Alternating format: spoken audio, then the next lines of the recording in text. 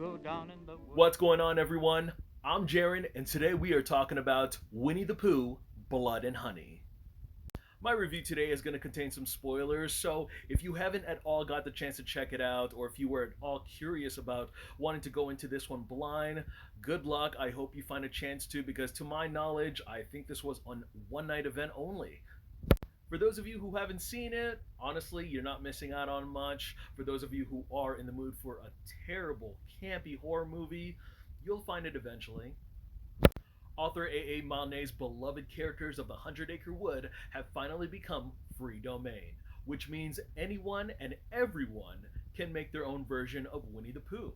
Now, when I first heard the announcement that they were going to make a horror reimagining, I couldn't believe it. And then the trailer dropped, and I thought to myself, wow, this looks stupid fun with a micro budget that I was more than curious to check out. And I paid for those overpriced Fathom event tickets, and my theater was packed. People actually showed up to this thing. The story follows after Christopher Robin abandons them for college. Pooh and Piglet embark on a bloody rampage in search for a new source of food. After viewing this, Blood and Honey had subverted my expectations for bad movies. It was so bad, it was actually good. We open up with an animated introduction where our narrator describes our beloved childhood characters as anthropomorphic creatures that Christopher has befriended. Now, once Christopher matured and went off to college, winter came and the crossbreds had to fend for themselves.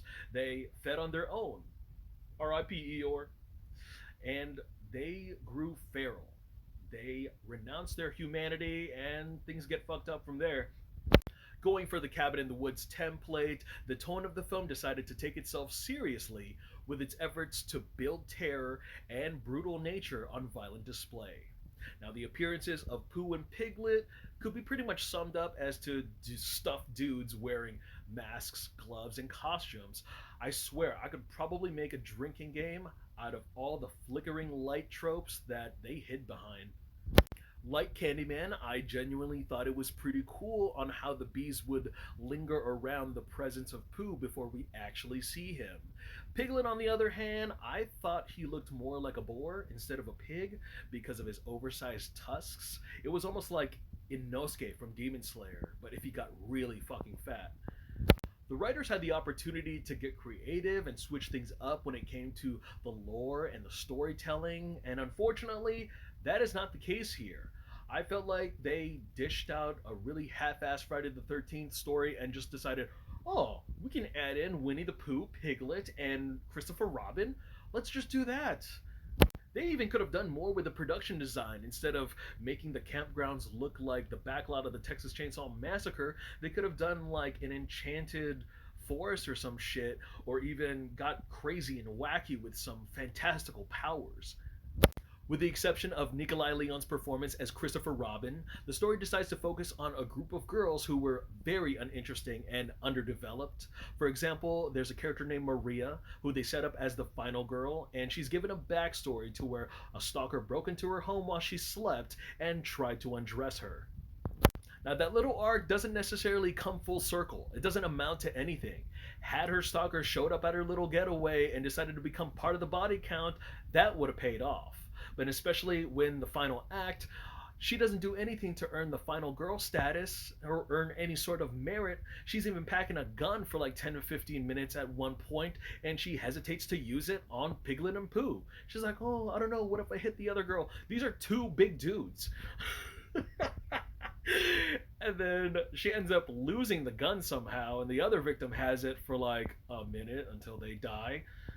The budget restraints seem to be transparent throughout production, especially with the camera work, because some of it came off as lazy, and the other half we were able to get some amazing establishing shots, especially with the wide and close-in shots on the action and the horror, and especially it goes hand in hand with the CGI blood that you would see here and there, but that was all made up for a lot of the amazing practical and makeup effects that we would see. Carnage candy, my dude.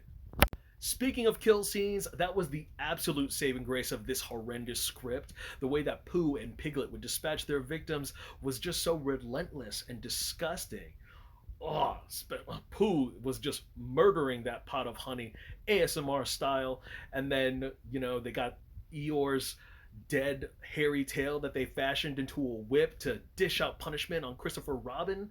And then I couldn't help but laugh when there was a couple scenes where Pooh would lug around this skeletal corpse. I swear he polished the meat off those bones better than he did a jar of honey. Now, there's this particular sequence that was sort of reminiscent to Halloween Kills, and it really defied at how ridiculously strong and transitional Pooh really is. And this includes four bystanders who take on Pooh at the same time with their weapons. Well, actually, three of them had weapons, and one of them fucking came with a champagne bottle.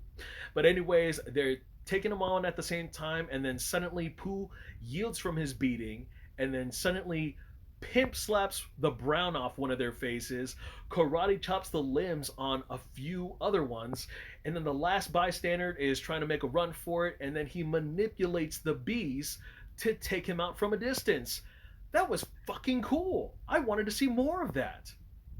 Nearing this explosive showdown, my jaw literally dropped to the floor because Pooh holds Maria at knife point, and Christopher Robin is screaming and begging Pooh to let her go and take him instead. And then Pooh speaks out for the very first time and replies, "You left us," and slits the final girl's throat.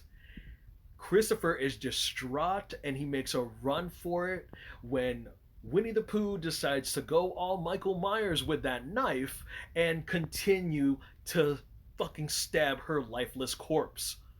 And then we roll the credits.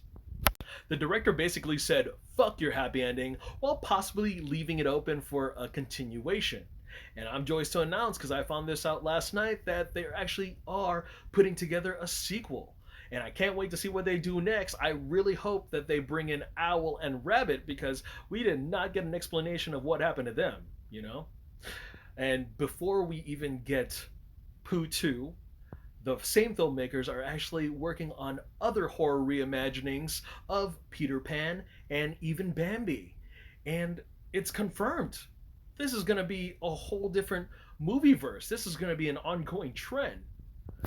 Overall, this was 10 times more entertaining than Jeepers Creepers Reborn. This movie knew exactly what it was and stood by the outrageous and twisted camp that it had to offer, ruining millions, billions of childhood memories from both book and Disney property. It was stingy on the honey, but delivered on the blood, and if I'm going to be honest, I wouldn't mind seeing it again. Alright, guys, that's all I got to share about that movie. For those of you who had the chance to see it, I hope you guys enjoyed it for what it was. For those who are still curious about checking it out, I hope you guys find it over the internet, or for those of you who even live across the UK, you're definitely going to get a Blu-ray for sure. Otherwise, look forward to more reviews. Thank you guys again so much for watching. I'm Jaren Agbanawag, and I'll see you guys at the movies. Take care. Beneath the trees where nobody sees, they'll hide and seek as long as they please. That's the way the teddy bears have their picnic.